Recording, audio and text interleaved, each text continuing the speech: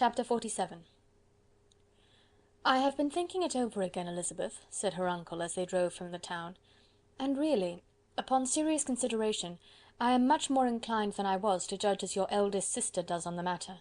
It appears to me so very unlikely that any young man should form such a design against a girl who is by no means unprotected or friendless, and who is actually staying in his colonel's family, that I am strongly inclined to hope the best.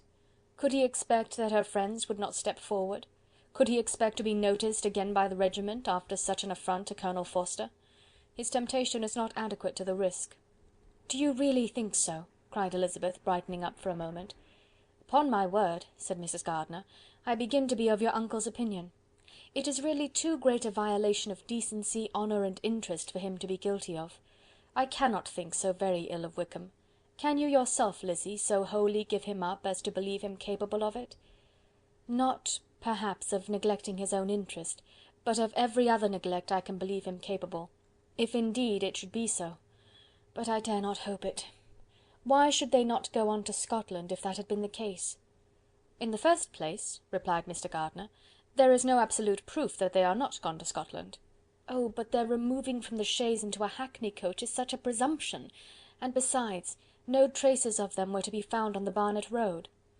"Well then, supposing them to be in London.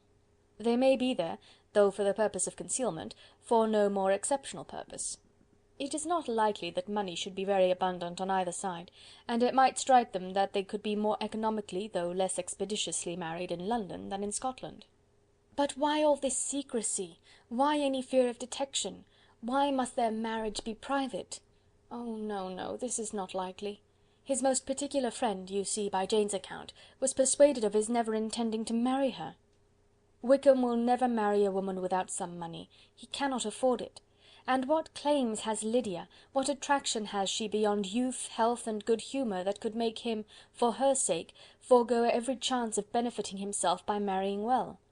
As to what restraint the apprehensions of disgrace in the corps might throw on a dishonourable elopement with her, I am not able to judge, for I know nothing of the effects that such a step might produce. But as to your other objection, I am afraid it will hardly hold good. Lydia has no brothers to step forward, and he might imagine from my father's behaviour, from his indolence and the little attention he has ever seemed to give to what was going forward in his family, that he would do as little, and think as little about it, as any father could do in such a matter. But can you think that Lydia is so lost to everything but love of him as to consent to live with him on any terms other than marriage?" "It does seem, and it is most shocking indeed," replied Elizabeth, with tears in her eyes, "that a sister's sense of decency and virtue in such a point should admit of doubt. But really I know not what to say. Perhaps I am not doing her justice, but she is very young. She has never been taught to think on serious subjects, and for the last half year, nay, for a twelvemonth, she has been given up to nothing but amusement and vanity. She has been allowed to dispose of her time in the most idle and frivolous manner, and to adopt any opinions that came in her way. Since the Shire were first quartered in Meryton, nothing but love, flirtation, and officers have been in her head. She has been doing everything in her power by thinking and talking on the subject, to give greater, what shall I call it, susceptibility to her feelings, which are naturally lively enough. And we all know that Wickham has every charm of person and address that can captivate a woman." "But you see that Jane," said her aunt, "does not think so very ill of Wickham as to believe him capable of the attempt." "Of whom does Jane ever think ill? And who is there, whatever might be their former conduct, that she would think capable of such an attempt, till it were proved against them? But Jane knows, as well as I do, what Wickham really is. We both know that he has been profligate in every sense of the word, that he has neither integrity nor honour, that he is as false and deceitful as he is insinuating." "And do you really know all this?" cried Mrs. Gardiner, whose curiosity as to the mode of her intelligence was all alive. "I do indeed," replied Elizabeth, colouring. "I told you the other day of his infamous behaviour to Mr. Darcy, and you yourself, when last at Longbourn, heard in what manner he spoke of the man who had behaved with such forbearance and liberality towards him. And there are other circumstances which I am not at liberty, which it is not worth while to relate. But his lies about the whole Pemberley family are endless. From what he said of Miss Darcy, I was thoroughly prepared to see a proud, reserved, disagreeable girl, yet he knew to the contrary himself. He must know that she was as amiable and unpretending as we have found her." "But Does Lydia know nothing of this? Can she be ignorant of what you and Jane seem so well to understand? Oh, yes. That is the worst of all. Till I was in Kent, and saw so much of both Mr. Darcy and his relation, Colonel Fitzwilliam, I was ignorant of the truth myself. And when I returned home, the Shire was to leave Meryton in a week or fortnight's time. As that was the case, neither Jane, to whom I related the whole, nor I, thought it necessary to make our knowledge public. For of what use could it apparently be to anyone, that the good opinion which all the neighbourhood had of him should then be overthrown? And even if it was settled that Lydia should go with Mrs. Forster, the necessity of opening her eyes to his character never occurred to me. That she could be in any danger from the deception never entered my head. That such a consequence as this could ensue, you may easily believe, was far enough from my thoughts. When they all removed to Brighton, therefore, you had no reason, I suppose, to believe them fond of each other? Not the slightest. I can remember no symptom of affection on either side, and had anything of the kind been perceptible, you must be aware that ours is not a family on which it could be thrown away. When first he entered the corps, she was ready enough to admire him, but so we all were. Every girl in or near Meryton was out of her senses about him for the first 2 months, but he never distinguished her by any particular attention, and consequently, after a moderate period of extravagant and wild admiration, her fancy for him gave way, and others of the regiment, who treated her with more distinction, again became her favourites. It may be easily believed that however little of novelty could be added to their fears, hopes, and conjectures on this interesting subject by its repeated discussion, no other could detain them from it long during the whole of the journey. From Elizabeth's thoughts it was never absent. Fixed there by the keenest of all anguish, self-reproach, she could find no interval of ease or forgetfulness. They travelled as expeditiously as possible, and sleeping one night on the road, reached Longbourn by dinner-time the next day. It was a comfort to Elizabeth to consider that Jane could not have been wearied by long expectations. The little Gardiners, attracted by the sight of a chaise, were standing on the steps of the house as they entered the paddock, and when the carriage drove up to the door, the joyful surprise that lighted up their faces and displayed itself over their whole bodies in a variety of capers and frisks was the first pleasing earnest of their welcome. Elizabeth jumped out, and after giving each of them a hasty kiss, hurried into the vestibule, where Jane, who came running down from her mother's apartment, immediately met her. Elizabeth, as she affectionately embraced her, whilst tears filled the eyes of both, lost not a moment in asking whether anything had been heard of the fugitives. "Not yet," replied Jane, "but now that my dear uncle is come, I hope everything will be well. Is my father in town?" "Yes, he went on Tuesday, as I wrote you word." "And have you heard from him often?" "We have heard only twice. He wrote me a few lines on Wednesday to say that he had arrived in safety, and to give me his directions, which I particularly begged him to do. He merely added that he should not write again till he had something of importance to mention." "And my mother, how is she? How are you all?" "My mother is tolerably well, I trust, though her spirits are greatly shaken.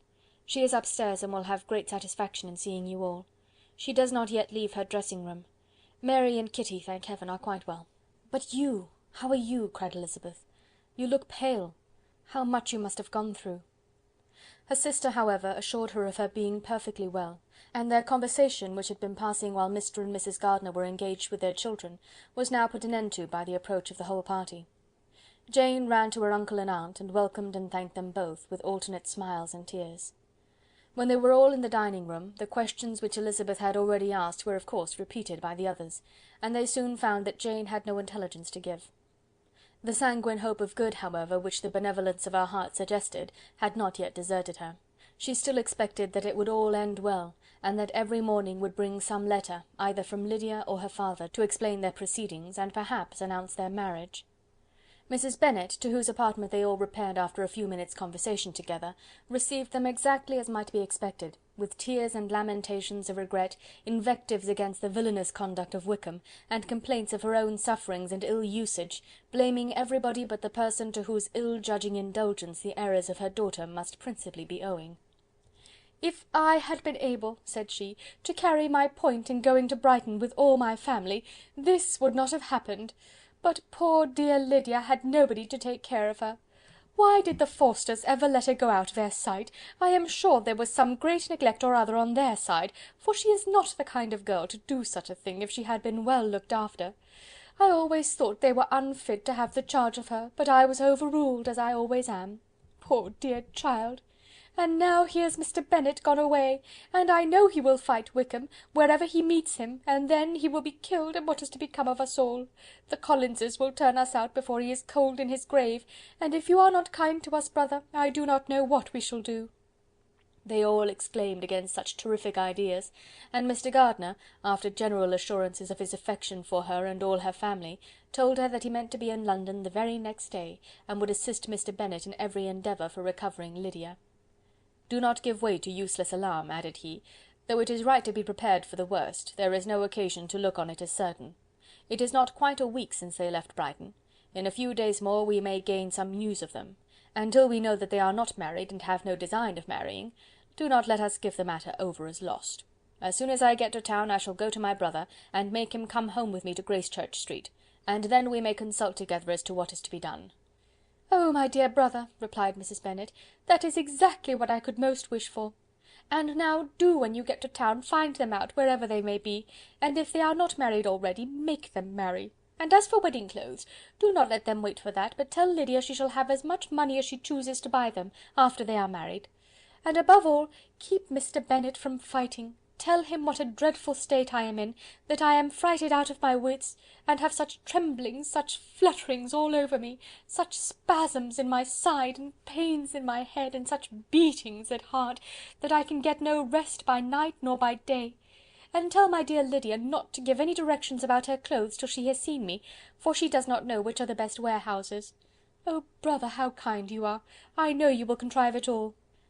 But Mr. Gardiner, though he assured her again of his earnest endeavours in the cause, could not avoid recommending moderation to her, as well in her hopes as her fear; and after talking with her in this manner till dinner was on the table, they all left her to vent her feelings on the housekeeper, who attended in the absence of her daughters.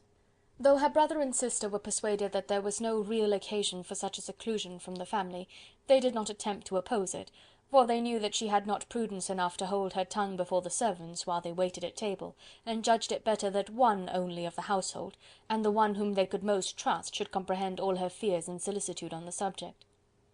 In the dining-room they were soon joined by Mary and Kitty, who had been too busily engaged in their separate apartments to make their appearance before. One came from her books, and the other from her toilette. The faces of both, however, were tolerably calm, and no change was visible in either, except that the loss of her favourite sister, or the anger which she had herself incurred in this business, had given more of fretfulness than usual to the accents of Kitty. As for Mary, she was mistress enough of herself to whisper to Elizabeth, with a countenance of grave reflection, soon after they were seated at table, "This is a most unfortunate affair, and will probably be much talked of. But we must stem the tide of malice, and pour into the wounded bosoms of each other the balm of sisterly consolation." Then, perceiving in Elizabeth no inclination of replying, she added, "Unhappy as the event must be for Lydia, we may draw from it this useful lesson, that loss of virtue in a female is irretrievable, that one false step involves her in endless ruin, that her reputation is no less brittle than it is beautiful, and that she cannot be too much guarded in her behaviour towards the undeserving of the other sex." Elizabeth lifted up her eyes in amazement, but was too much oppressed to make any reply. Mary, however, continued to console herself with such kind of moral extractions from the evil before them. In the afternoon the two elder Miss Bennets were able to be for half an hour by themselves, and Elizabeth instantly availed herself of the opportunity of making any inquiries which Jane was equally eager to satisfy. After joining in general lamentations over the dreadful sequel of this event, which Elizabeth considered as all but certain, and Miss Bennet could not assert to be wholly impossible, the former continued the subject by saying, "But tell me all and everything about it which I have not already heard. Give me further particulars. What did Colonel Forster say? Had they no apprehension of anything before the elopement took place? They must have seen them together for ever." Colonel Forster did own that he had often suspected some partiality, especially on Lydia's side, but nothing to give him any alarm. I am so grieved for him. His behaviour was attentive and kind to the utmost. He was coming to us in order to assure us of his concern before he had any idea of their not being gone to Scotland. When that apprehension first got abroad, it hastened his journey. And was Denny convinced that Wickham would not marry? Did he know of their intending to go off? Had Colonel Forster seen Denny himself? Yes. But when questioned by him, Denny denied knowing anything of their plans, and would not give his real opinion about it. He did not repeat his persuasion of their not marrying, and from that, I am inclined to hope, he might have been misunderstood before. "And till Colonel Forster came himself, not one of you entertained a doubt, I suppose, of their really being married?" How was it possible that such an idea should enter our brains? I felt a little uneasy, a little fearful of my sister's happiness with him in marriage, because I knew that his conduct had not always been quite right. My father and mother knew nothing of that; they only felt how imprudent a match it must be. Kitty then owned, with a very natural triumph on knowing more than the rest of us, that in Lydia's last letter she had prepared her for such a step. She had known, it seems, of their being in love with each other many weeks. But not before they went to Brighton.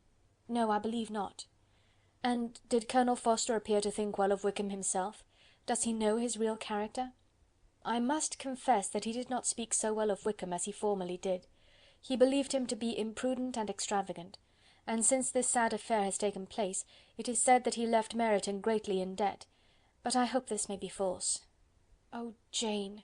Had we been less secret, had we told what we knew of him, this could not have happened. "Perhaps it would have been better," replied her sister, "but to expose the former faults of any person without knowing what their present feelings were seemed unjustifiable. We acted with the best intentions." Could Colonel Forster repeat the particulars of Lydia's note to his wife? He brought it with him for us to see. Jane then took it from her pocket-book and gave it to Elizabeth. These were the contents. "My dear Harriet, you will laugh when you know where I am gone, and I cannot help laughing myself at your surprise to-morrow morning, as soon as I am missed. I am going to Gretna Green, and if you cannot guess with who, I shall think you a simpleton, for there is but one man in the world I love, and he is an angel. I should never be happy without him, so think it no harm to be off. You need not send them word at Longbourn of my going, if you do not like it, for it will make the surprise the greater when I write them and sign my name Lydia Wickham. What a good joke it will be! I can hardly write for laughing. Pray make my excuses to Pratt for not keeping my engagement and dancing with him to-night. Tell him I hope he will excuse me when he knows all. And tell him I will dance with him at the next ball we meet, with great pleasure. I shall send for my clothes when I get to Longbourn. But I wish you would tell Sally to mend a great slit in my worked muslin gown before they are packed up.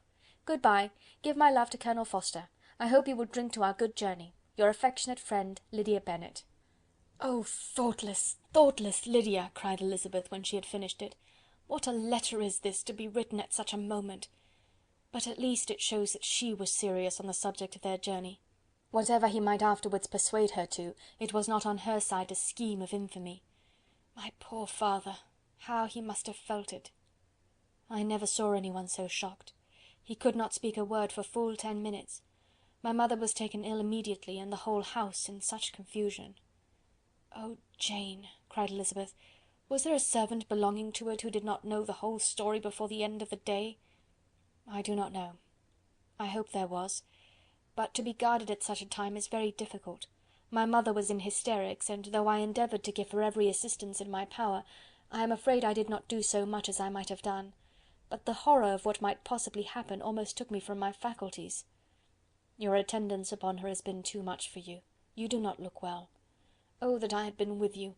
You have had every care and anxiety upon yourself alone." "Mary and Kitty have been very kind, and would have shared in every fatigue, I am sure, but I did not think it right for either of them.